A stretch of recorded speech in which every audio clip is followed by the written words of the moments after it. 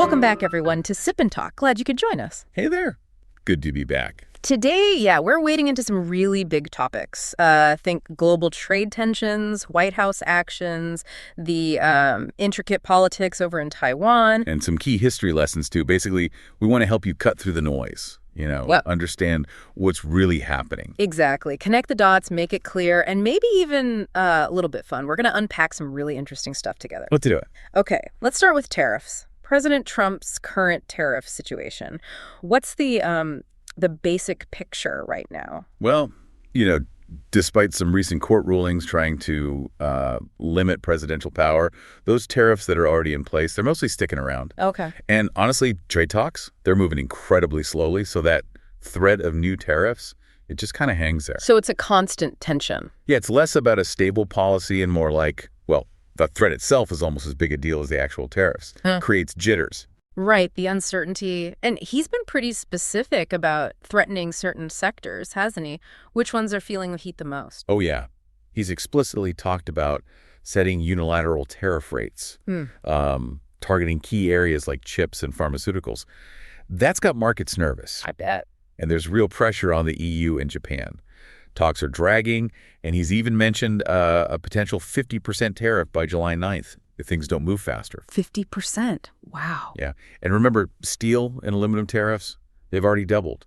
So if these bigger talks fail, we could be looking at a much more intense trade war. That's a huge number. What about the UK? I thought there was some kind of deal there. There was an agreement signed, but it wasn't a complete wipe. Some steel and auto tariffs are still in place. Oh, okay. And new pharmaceutical tariffs, they're potentially on the horizon for the UK too. And China. Well, talks are happening, but who knows where they're going. More tariff pressure could easily pop up there. Okay, so this argument we hear sometimes, that the money from tariffs helps fight inflation. What's the reality check on that? Who actually pays? Right, that's a really important point.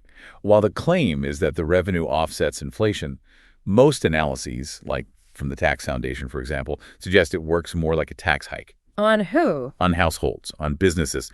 So it's not really a simple win. Often it just means you, the consumer, end up paying more because imported stuff costs more. Yeah, makes you look twice at the price tags, doesn't it? These aren't just abstract policies. They hit our wallets. Oh, okay. Looking ahead now, after June 23rd. Anything specific we should watch for? He's hinted he might stop suspending certain tariffs. Specifically, there's talk of a possible 12% increase on chip imports after June 23rd. 12% on chips? Yeah. And if that happens, it could really shake up the tech industry. Maybe you see AI hardware stocks dip, or like we just said, those costs just get passed straight on to you. It really shows how these things ripple out, even seemingly small changes. Absolutely. Yeah. Global supply chains are sensitive.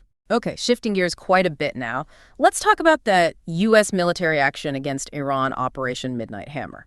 What was the precise goal? It wasn't about starting a full-on war, right? No, definitely not. The U.S. objective was very specific, very targeted, hit Iran's nuclear program. The aim was to destroy or at least severely weaken their capability. Why now? Well, it reinforces that long-standing U.S. line. Iran cannot have nuclear weapons, period. So how did Operation Midnight Hammer actually go down, and what were the immediate results? It was described as a precise strike reportedly ordered by President Trump pretty much last minute. It hit 3 Iranian nuclear sites, Fordo, Natanz, and Esfahan. And the damage? Preliminary reports suggested severe damage, enough to potentially set back Iran's nuclear program by, several years. And what's really striking is the element of surprise. How so? Apparently no Iranian jets scrambled. Their air defenses didn't even detect the U.S. forces. It was actually the largest B-2 bomber mission since 9/11. Wow. Textbook precision strike, it sounds like. So after an action like that, what are the longer-term U.S. expectations? What's the policy message? Look, the U.S. wants Iran to completely give up its nuclear weapons ambitions, stop funding terrorist groups, and basically rejoin the international community. And the warnings. President Trump stated very publicly that any retaliation from Iran would meet a stronger military response. He also warned that messing with shipping in the Hormuz Strait would be, quote, economic suicide. Right. But it's important to note the U.S. says it's not seeking regime change, not looking for a long conflict, and wants to avoid putting boots on the ground. So the justification was? It was grounded in intelligence showing Iran's nuclear program was advancing while talks had stalled, and it reinforces the idea of a president's right to act against WMD proliferation. It was also linked, interestingly, to domestic border security concerns. Okay, a really stark reminder of global power dynamics. Now, speaking of delicate situations, let's pivot to Taiwan. President Ching-te has launched these 10 lectures. What's the story there? Right, let's get into this. The formal name is Unite the Nation 10 Lectures. The first one, focused on the nation, kicked off June 22nd, 2025 in New Taipei. Okay. You also hear the media call them Ching-te Unite the Nation 10 Lectures, or just National 10 Lectures. And the stated goal? Officially. It's about uniting the Taiwanese people and political parties internally. And externally, it's about showing Taiwan as a responsible international player, especially given the constant threats from China. Gotcha. And that first lecture, Nation, what was the main takeaway? President Lai really hammered home the point that Taiwan has all four elements of a state: people, land, government, sovereignty. How did he counter China's claims? He directly pushed back against China's narrative, which often relies on UN Resolution 2758. He pointed out that resolution recognized Beijing's government, but crucially didn't settle Taiwan's status. Right, that's a key distinction. Yeah, and he brought up the San Francisco Peace Treaty from after World War II, where Japan gave up claims on Taiwan but didn't name a successor. So Lai's point was firm. The People's Republic of China has never owned or ruled Taiwan. A very clear stance. But you can imagine lectures like this in a divided place probably didn't land well with everyone. What's the reaction from the opposition, like the KMT and TPP? Oh, the criticism was immediate and sharp. The KMT chairman basically said Lai should be solving real problems, not giving lectures to, quote, fight opposition parties, called it a shame of Taiwan democracy. Ouch. Yeah, and accused him of using state resources to smear opponents. Then the TPP chairman called the series the Struggle 10 Lectures, saying Lai talks unity but actually creates division, using the state apparatus for attacks. Struggle 10 lectures, huh? Yeah, and one TPP legislator used a double-edged sword analogy, talking unity while dividing. So what's driving this backlash? What are the main reasons they're so critical? Well, fundamentally, the opposition sees these lectures as purely political maneuvering. Aimed at influencing that big recall vote scheduled for July 26th. They feel Lai's calls for unity aren't sincere, given what they see as ongoing political attacks. Okay. And there's the accusation of abusing state resources, using his office, public media, to go after rivals. Plus, they argue he's playing up the China threat to distract from domestic issues like the economy or social welfare. So it's happening against a backdrop of really high domestic tension. Exactly. Especially with that recall vote hanging over everything. Remember, Lai doesn't have a majority in the legislature, so things are already tough politically. Okay, so we have this picture of intense criticism. But despite all that, the DPP, Lai's party, is still seen by many in Taiwan as the most viable choice. Let's try to be balanced. What are the common knocks against the DPP itself? Sure. Objectively, yeah, the DPP faces criticism. There are accusations of cronyism, nepotism, a sort of green elite circle perception. Concerns about transparency pop up too. Things like vaccine procurement or that big infrastructure program are often mentioned. There's the double standards. Critique, holding high ideals in opposition, but then facing accusations of not living up to them once in power. Energy policy, such as the whole nuclear-free homeland goal and the slow energy transition, that's controversial. Right. And definitely the housing crisis. Young people are really unhappy about high housing prices, even with social housing efforts. That's a major point of dissatisfaction. Oh, and sometimes accusations of using pro-government media or online groups to shape public opinion. Okay, so quite a list of criticisms, which makes you ask, why do so many Taiwanese still stick with the DPP? What's the calculation there? Well, often it really just boils down to looking at the alternatives. It's less about the DPP being perfect and more about them being maybe the least bad option available. How so? For many voters, the KMT's perceived closeness to China is a major red flag, especially regarding national security and sovereignty. They just don't see the KMT's stance as clear enough or strong enough. And some feel the KMT hasn't really modernized enough, still carries old political baggage. Smaller parties. They might have fresh ideas, but often lack the experience or the broad policy platform needed to actually govern. So it's a pragmatic choice, a rational vote, maybe? Very much so. A rational vote, not necessarily a love affair. And is part of that calculation seeing the DPP as the main defense against pressure from China? Absolutely. That's a huge factor. There's a fear that changing government could lead to big policy shifts that China might exploit, With cross-strait tensions so high, many voters prefer stability and continuity. And international relations. That's critical, too. The DPP government generally has stronger trust internationally, especially with key allies like the U.S. and Japan, that backing for their diplomatic approach is seen as vital. So even with its flaws, the DPP's viability comes down to its clear stance on sovereignty, that international trust, and the perceived risks of the other options. Exactly. And look, these flaws aren't ignored. They're subject to democratic checks, public debate. But for many, the calculation is, yeah, we're not thrilled. But the alternatives might be worse, especially concerning China. That makes sense. Now, let's talk about something really critical in this context. How pro-China forces could potentially undermine Taiwan, especially in a crisis. We can draw some lessons from Ukraine here. First off, what do we mean by pro-China forces? It's a broad term, really. It covers political groups, maybe some media outlets, businesses with deep financial ties, or just ideological leanings toward mainland China. Okay. Now, if you look at the Ukraine lesson on political infiltration, it's pretty chilling. Before 2014, and definitely before the full 2022 invasion, Russia used pro-Russian politicians inside Ukraine. To do what? To actively slow down military modernization, cut defense budgets, block cooperation with the West. Basically, they weakened Ukraine from the inside, leaving it unprepared. And how could that play out in Taiwan? Well, you could see certain groups, maybe factions within the KMT or other pro-China elements, pushing for policies that prioritize dialogue over defense readiness. Like blocking arms sales. Yeah, obstructing defense budgets, opposing key arms purchases from the U.S., maybe even boycotting defense legislation. They might frame it as keeping the peace, but the effect is weakening Taiwan's ability to defend itself. If things got really tense, they could pressure the government into a don't provoke Beijing stance, delaying vital military exercises or intelligence sharing. A scary parallel. What about the media angle? How did Russia use that in Ukraine?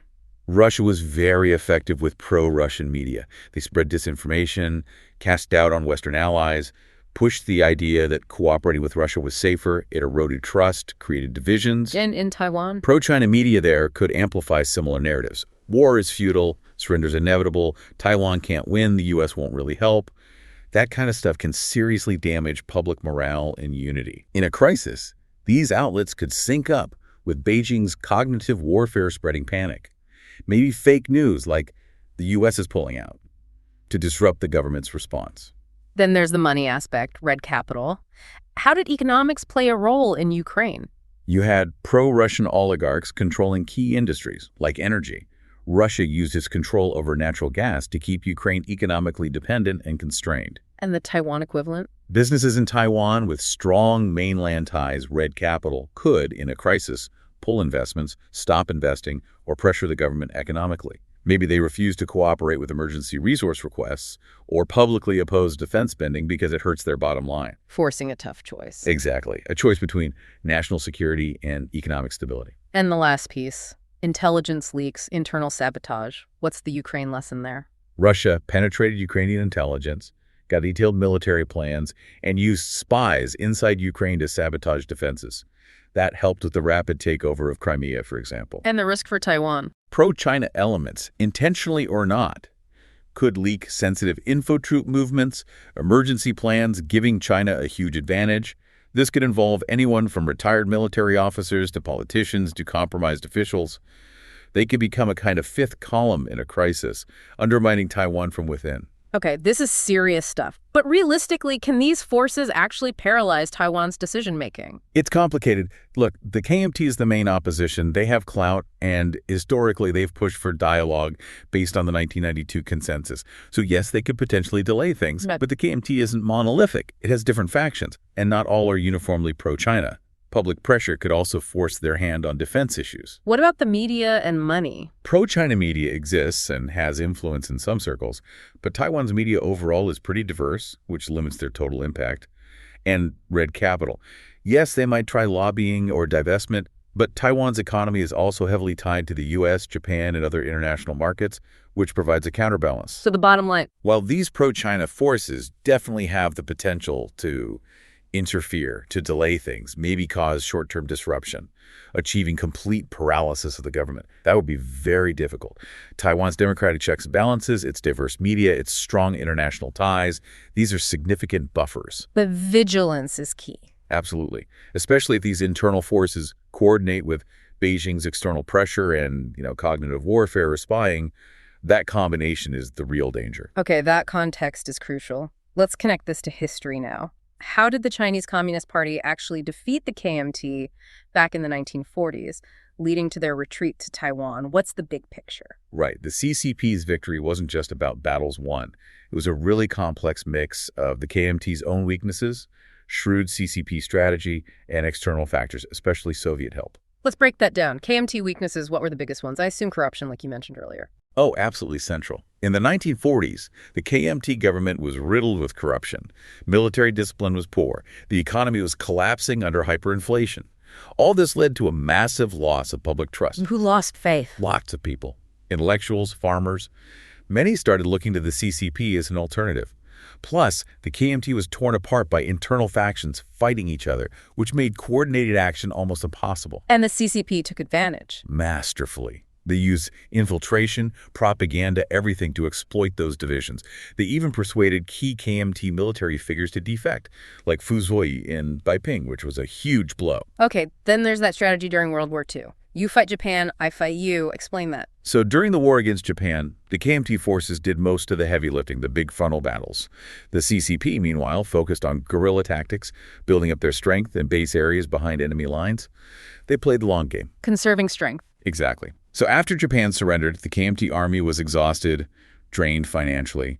The CCP, however, emerged stronger, with established bases and significant popular support ready to expand rapidly. And they didn't just rely on their own strength, right? Soviet help was massive. Hugely important, a critical turning point.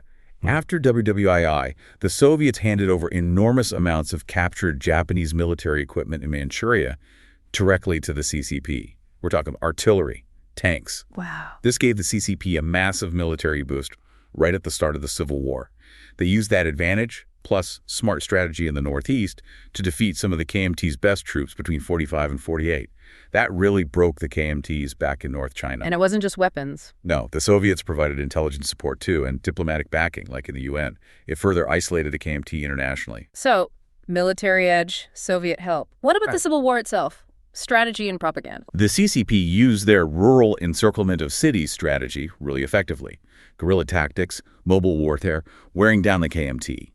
They won key campaigns like Liaoshen, Weihai, and Pingjin through flexible tactics and often better intelligence. And winning hearts and minds. Crucial. Their propaganda focused on popular issues like land reform and anti-imperialism, winning over peasants and intellectuals. The KMT, meanwhile, made mistakes like forced grain collection, which alienated people.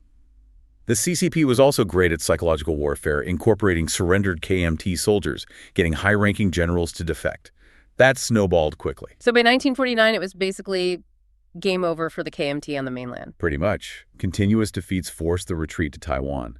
The CCP's victory wasn't just military. It was profoundly linked to the KMT's internal rot corruption division, losing the people's trust. It's quite a story. So what are the big lessons from that history for Taiwan today? Well, the starkest lesson is that internal division and corruption can be fatal.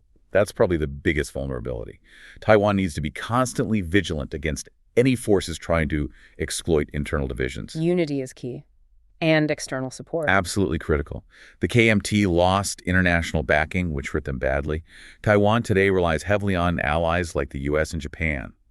Maintaining those alliances is paramount. And the propaganda aspect. Don't underestimate cognitive warfare. The CCP used it brilliantly to break the KMT's morale back then. China's modern disinformation campaigns, the opinion manipulation, it's the same playbook, just updated. It's a real ongoing threat. It's kind of like that saying, right? History doesn't repeat, but it rhymes.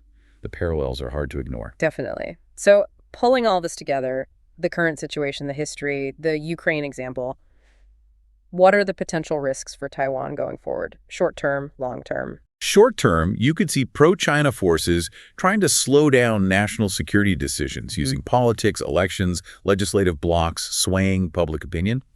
But again, Taiwan's democratic system and international support act as checks. The key is the government's ability to spot and counter this quickly. And longer term. If China really ramps up economic and military pressure, those internal divisions could be exploited more easily.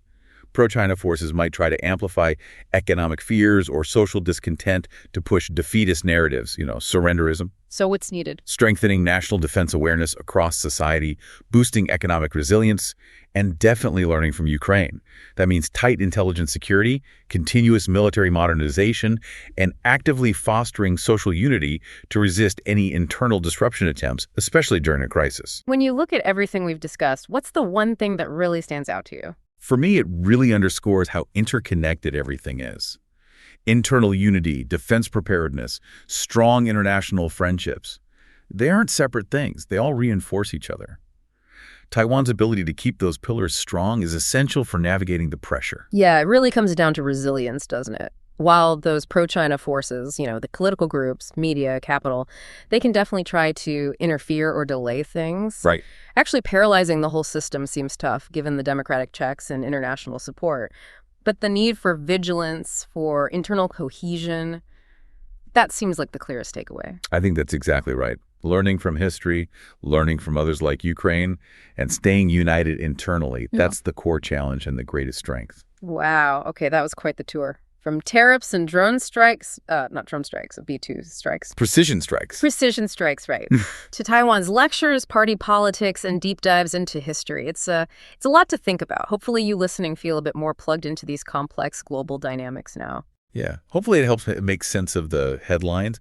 And remember, just staying informed, thinking critically, talking about this stuff, that's all part of keeping democracy healthy. Voting is important. Yeah. But it's just the start. Well said.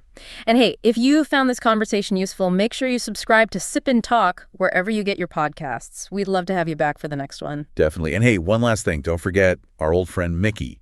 Check out his YouTube channel, Mickytolife. Oh, yeah. Maybe. You'll find fun memes, great music picks, some cool wine tasting, awesome travel vlogs. It's a great mix. Really fun stuff over there. Good times on Mickey's channel. Definitely check it out. So until next time, from both of us here at Sip&Talk. Cheers. Take care.